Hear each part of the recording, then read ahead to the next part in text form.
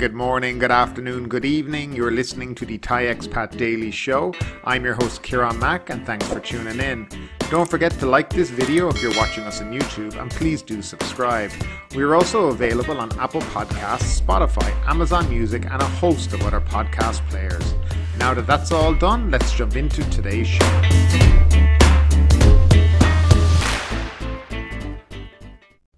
And we'll start off with today's daily COVID numbers. There were 12,697 new COVID-19 cases and 132 more fatalities registered during the previous 24 hours, the Public Health Ministry announced on Friday morning. There were 12,527 cases in the general population and 170 among prison inmates. The new cases fell from 13,256 new COVID cases announced on Thursday, when the country also reported 131 more deaths. On Wednesday, 13,540 COVID-19 patients were discharged from hospital after recovering from the coronavirus. And that's going to lead us into our first story of the day. Emergency decrees set to be extended for another 2 months. The Centre for COVID-19 Situation Administration, CCSA, subcommittee on Thursday resolved to extend the state of emergency for another 2 months and postpone reopening the country from October 1 to November 1. General Natapan Nakpanik, Chief of the National Security Council and Chairman of the subcommittee, approved the proposal to extend the emergency decree until the end of November to control the spread of COVID-19. The decree has also been due to expire at the end of this month. The panel also resolved to delay reopening of 5 tourist provinces for quarantine-free international travel. Bangkok, Chonburi, Chiang Mai, Prachuapkhirian and Phetchaburi were originally due to reopen on October 1, but the panel said this should be delayed until November 1. The proposal will be presented for approval by the CCSA meeting chaired by the Prime Minister Prayut Chan-o-cha on Monday, September 27th. So as we kind of predicted in our last show, or one of the shows last week, that I didn't think the emergency decree would be given up so easily, and here we go, extended for another 2 months. And to be quite frank and honest, I'm not at all surprised. This is not about controlling the pandemic. It's about controlling the protests and controlling people at this point in time. Now, they say they need the emergency decree to be able to control the COVID-19 situation. However, they've already admitted that this can all be done under a new law in relation to public health. And it seems that they just don't want to go down that line, because that would mean giving up this kind of absolute power that they've had, where they can pretty much do what they like. At the end of the day, this is about controlling the protesters and controlling people, being able to have curfews, being able to tell people what they can and can't do.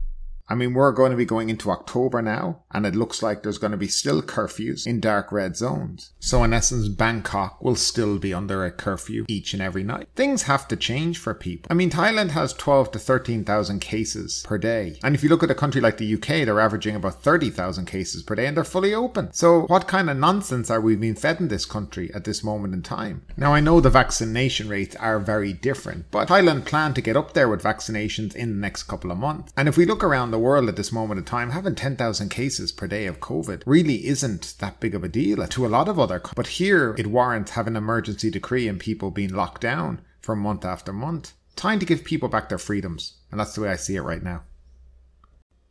And our next story, rules on travellers set to ease. The National Communicable Disease Committee, NCDC, will propose shorter quarantine periods for some foreign visitors to revive the tourism industry and stimulate the economy. If approved, select groups of foreign visitors would only have to quarantine for 7 to 10 days instead of 14. Dr. Opus, Director General of the Department of Disease Control, said quarantine would be reduced on a case-by-case basis. Dr. Opus was speaking after a health committee meeting chaired by Deputy Prime Minister and Public Health Minister Anatan Jarvakul. The DDC is aiming to reduce the quarantine period to only 7 days for fully vaccinated and RT-PCR tested visitors. If approved, they would be tested using the method upon arrival and again on day 7, Dr. Opus said. Quarantine would last 10 days for visitors without a vaccine certificate, he said. They would have to undergo 2 RT-PCR tests, first upon arrival and second before finishing their quarantine period, he said, noting visitors under this category must arrive by air. The current 14-day quarantine period would remain for visitors arriving by land and do not have a vaccine certificate, Dr. Opus said. They will be subject to 2 RT-PCR tests upon arrival and after day 12 to 13 in quarantine, he said. The measures would apply to visitors from every country. The shorter quarantine period for visitors will not worsen the COVID-19 situation, as the Phuket Sandbox reopening project has shown that visitors did not cause outbreaks, he said, noting it was local infections that did. The shorter quarantine periods are symbolic of the readiness to coexist with COVID-19, Dr. Opus said. This will not only help with tourism and businesses, but also benefit those furthering their studies. It is difficult to eliminate the virus from society in a short time, he said. It's about adjusting and coexisting with the disease and reducing the fatality rate and severe symptom cases. Mr. Anatan said the committee decided to propose shortening the quarantine period to the CCSA, noting it would be shortened to stimulate the economy. The policy would be implemented in some tourist areas, and officials were evaluating their readiness on vaccination coverage, local COVID-19 situations, and hospital bed occupancy rates, he said. Such areas would first welcome Thai tourists next month to evaluate their readiness before receiving foreign tourists in November, he said. The committee also acknowledged the plan to administer Pfizer vaccine doses to children 12 years old and older to prepare them for the new school semester. It has also acknowledged a plan to administer jabs to the public from next month until December, when some 125 million vaccine doses are expected to be made available, he said. A total of 52 million Thais, or 90% of the population, will be inoculated, Mr. Anatan said. The COVID-19 situation in the country has been improving, but there are still many new infections and fatalities, prompting agencies to look for better treatment options for patients. Most new infections were detected in Greater Bangkok and the southern border provinces, he said, noting there has also been new clusters in prisons where infected people were effectively isolated. So the proposal here is to reduce the mandatory 14 days that you would have to stay in Phuket, for example, or on the 7+7 project to just 7 days, but you still have to do 2 RT-PCR tests. It's a reduction, yes, it's a little bit better, but still you have to spend 7 days in Phuket, and if you're not from Phuket or you want to go somewhere else, it's still an inconvenience. The RT-PCR tests are also a big inconvenience to people. And of course, this still shows that the COE will have to be gotten, the expensive insurance to stay in a quarantine facility if you were to be infected. And it kind of just shows that they're not really serious right now about reopening to tourism. As I've said now constantly, pick a date and forget about this November 1 thing. Unless you open properly, nobody's really going to come in numbers. So you have to go through this process of getting people vaccinated and set yourself a date, something like January 1. Give everybody, time to get things organized, get yourself vaccinated,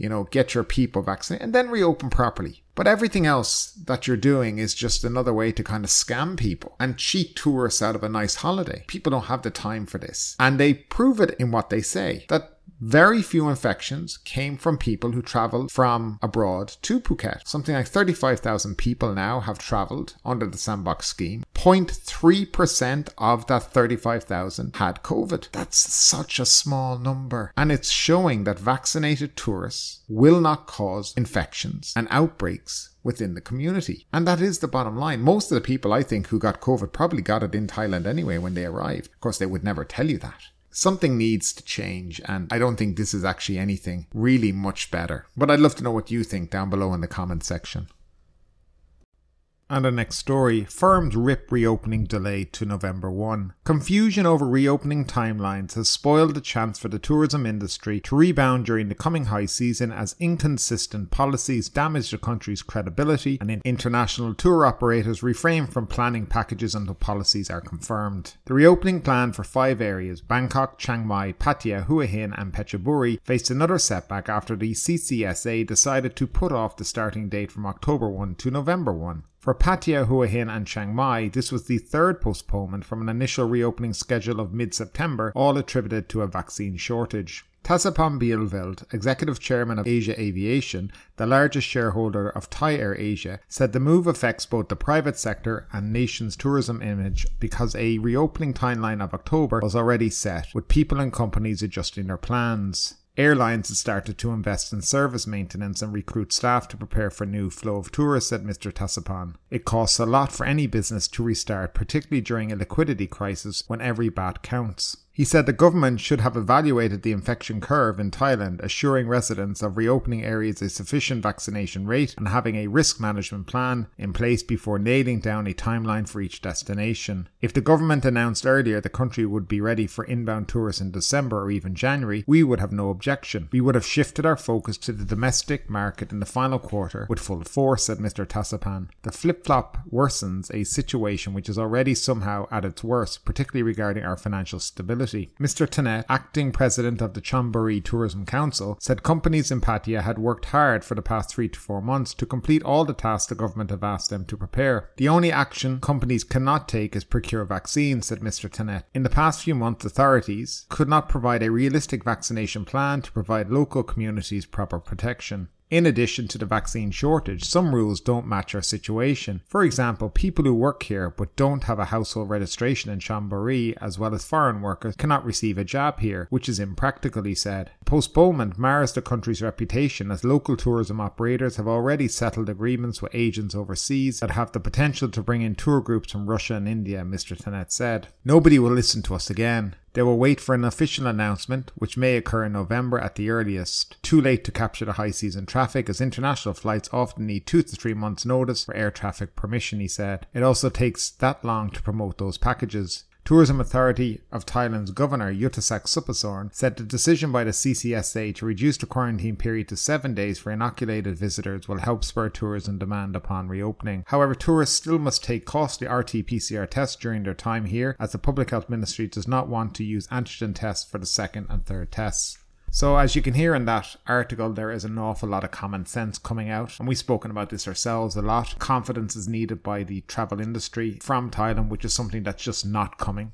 In this kind of a crisis, in relation to the hospitality industry and the travel industry, comments from the Tourism Authority of Thailand governor talking about how 7 days will spur tourism demand is complete nonsense and bullshit. And at some point, I think somebody needs to sack this guy because he's just not capable of doing his job anymore. The real people who know what's going on and how to get people in are the people who are head of these other committees, tourism associations, and people like that who are on the ground and know the reality. And it seems from listening to what they say, the government do not listen, the tourism authority do not listen, and nobody seems to listen to them.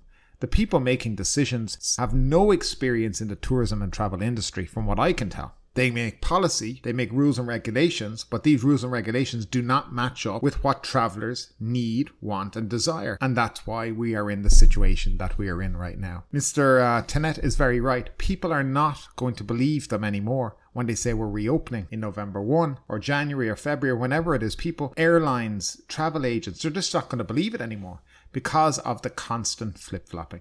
And that's where we're at right now. Anaton accuses US Senator of fake news over Pfizer delay. Public Health Minister Anatan Sharnavakul Thursday refuted comments by US Senator Tammy Duckworth that the next batch of US Pfizer vaccines donated to Thailand is being held up by bureaucracy in Thailand. From the discussion with the Ministry of Foreign Affairs, it has been found that the ministry has not yet received the diplomatic documents from the US government about the extra vaccine support to Thailand, so the news is not real, Anatan said. His comments came after the Thai Sang Thai Party's leader, Sudarat Keyuraphan, met with Duckworth in Washington, D.C. this week to discuss the latest donation. Duckworth told Sudarat in a conversation on the record that the US is waiting to send another 1 million doses, but the Thai government has yet to reply with the required documentation, which is causing the delay. Thailand received the first 1.5 million donated Pfizer doses from the US at the end of July. Washington has said since August they are ready to send another million. The Ministry of Foreign Affairs said earlier Thursday that the Ministry of Public Health is the agency dealing with the COVID vaccine donation from the US. Spokesman Tanis Sangrat also said that Foreign Minister Don Pramudwinai is currently in the US for the UN General Assembly meeting between September 20 and 29th and will be meeting with Duckworth next week when there should be more clarification. Now, I don't know who's telling the truth about all this, but all I know, if there was 1 million Pfizer vaccines waiting for you in another country, earmarked for you, would you not have inquired about them by now? Or are the Ministry of Public Health that lazy? It's hard to know. You know, if you're in charge of a country, you want good vaccines, you know there's 1 million doses waiting for you. Would you just be sitting back and doing nothing? Apparently in this case, yes. And next up, Cabinet approves extension of Phase 3 of the We Travel Together scheme. Registration for Phase 3 of the government's We Travel Together tourism campaign will commence next month after a meeting of Cabinet Ministers approved the campaign's extension to February 28, 2022. The Cabinet has also approved changes to the Tour Travel Thai campaign's guidelines. Government spokesman Dr. Thanakorn said on Wednesday, September 22nd, that the Cabinet meeting approved the Tourism Authority of Thailand's proposal to adjust the details of the third phase of the We Travel Together and Tour Travel Thai campaigns. The time frame for both campaigns is now extended to February 28, 2022, and people can exercise their privileges no later than January 31st, 2022. The TAT is to complete the disbursement process in a month. There are two changes made to the Tour Travel Thai campaign. First, interprovincial travel is now permitted every day. Secondly, the number of tour itineraries from each agency is raised from 15 to 30 and the TAT has set up registration platform for them. As with Phase 3 of the We Travel Together campaign, registration is open from today, September 24th to October 1st. People are expected to exercise the campaign privileges next month. In the third phase of the campaign, the government will subsidise 40% of hotel expenses or up to 3,000 baht per room per night. People who qualify will receive food coupons of up to 600 baht a day. Concerning air travel, the government will refund 40% of the ticket or up to 2,000 baht or 3,000 baht under conditions set by each province. Regarding the Tour Travel Thai campaign, the government will contribute 40% of the tour package price or up to 5,000 per person. The government spokesman said the COVID-19 situation is improving as the number of new infections is decreasing each day and the changes made to both campaigns is expected to help stimulate domestic tourism. Now, I'm actually in favour of this project. I think it works well. There was a bit of scamming with it last year in relation to hotels that weren't actually open but were claiming the money because there's a whole complicated system to claim back the money. But the overall project is very good. And basically, if the room costs 1,000 baht, you'll pay 600 and the government pay 400. That's not a bad deal at all. You'll also get some money. Now, the only catch with this for us as expats here in Thailand is we can't use it. But if you do have a Thai partner or a Thai wife, a Thai spouse, they can apply for it and you, of course, can go along with them. So you can get the benefit in another way. Now, I think they're a little bit short-sighted in their whole process of dealing with this because they should include expats, and especially expats who maybe are married here, retired, or working in the country. People who do travel and like to travel. And this might encourage them to step foot outside of their front doors and see a bit of Thailand at the moment. Now, the only issue that I can see with all of this, which is a great idea, I might say, is that there are far too many provincial entry requirements around the country right now. Different requirements for every province in the country. And that's not sustainable if your plan is to have a domestic stimulus package. The rules and regulations need to be the same across the board, not different from every province. So I fly to Phuket and I have to do this. I want to go to Krabi, then I need to do this. I want to go to Surat Thani, I have to do this. They need to be streamlined and make it easy for people to go and stay in different hotels and enter provinces. And I know they want to do it in a careful and safe way because of COVID.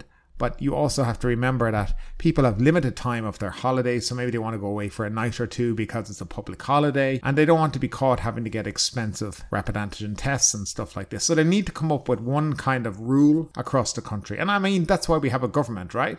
They should be setting the rule across the whole country if you're going to introduce a domestic stimulus travel package. So we'll see how it works out. I'll leave the link down below again in the description, and if you do have a Thai partner, they can register and you can go with them and enjoy the benefit of it. And it is very good. I have to say the prices are quite good. You book it either through Agoda or on the hotel's own website. They'll have a portal for this, and I think it won't start until October 1, but it's worth checking it out. Chiang Rai Rangers kill 2, seize 195 kilograms of ice in gunfight. 2 people were killed and 195 kilograms of ice were seized on Friday after a gunfight with 15 armed men in Chiang Rai's Doi Charake area. The street value of the confiscated drugs was estimated at 15 million baht. Rangers learned on Thursday morning that a large amount of drugs was being transported and arrived to find 15 men with bags. When the Rangers presented themselves, the men began shooting. The gunfight ended after 10 minutes and Rangers found 2 people from the other side dead. Pamuang Force Command Major General Narithavong Wong instructed officials to investigate the incident, and officials believe the corpses found were those of Wa ethnic people. Officials also found 15 bags made with sacking cloth. Each bag was filled with 13 packs of ice or crystal methamphetamine weighing 1 kilogram each. It's a lot of drugs that have been found, and I don't know if you keep an eye out in the Thai media, but over the last 6 to 8 months, the amount of drug confiscations in Thailand has been huge compared to previous years, and it's obvious that the economic problems that Thailand are having are contributing to this increase in drug trafficking throughout Thailand. And now for the Phuket news. Yesterday we had 228 local COVID-19 transmissions. We had 468 international arrivals through the Sandbox scheme. They arrived on 5 flights, 1 Emirates, 1 Etihad, 1 El Al and 2 Singapore Airline flights. 479 travellers tested negative for COVID during their second test, while there was no reported infections during the third and final swab test of 326 tourists. Since the 1st of July, 35,905 travellers have availed of the Sandbox programme.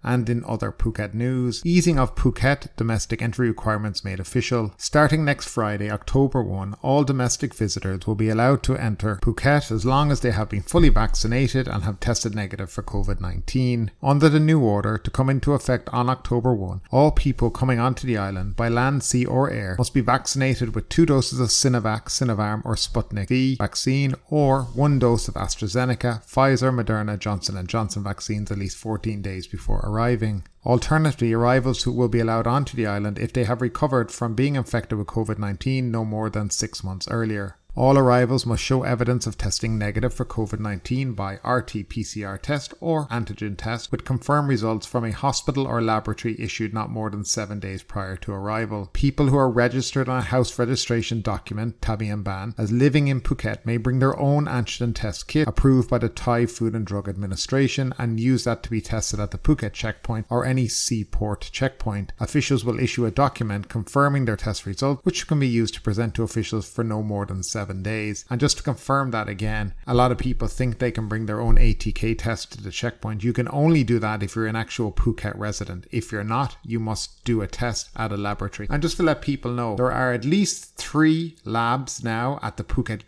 gateway, which is right beside the Phuket checkpoint. The price that I currently pay when I go through is 350 Thai baht for the test, and it takes about 15 to 20 minutes to get the result back, along with a certificate from them, which you can then use pretty much to go through. Use if you're going to stay at a hotel or anything like that. So it's quite good, and I don't find it 350 baht too expensive, to be honest. I suspect the price will come down though in the next few weeks.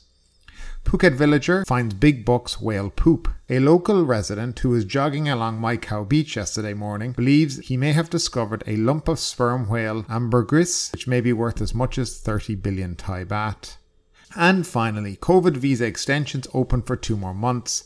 Foreigners staying in Phuket and Thailand on the 60-day COVID visa can now apply through November 26 to extend their stay in Thailand, Phuket Immigration has confirmed, and that will basically allow you to stay till the end of January if you're on that. And I expect it to be extended again if we're in the same situation travel-wise that we are. However, if the country does reopen, I suspect those COVID visa extensions will be cancelled eventually. But ultimately, with this story or anything else that stood out to you today, I'd love to know your thoughts in the comments down below. Because yes, this is a news show, but it's also a conversation. Now keep that conversation going, make sure you like this video, subscribe to the channel, share the video, and do all the good stuff that does help that YouTube algorithm. But ultimately, my name is Kieran Mack, you've been listening to the Thai Expat Daily Show, and we will see you next time.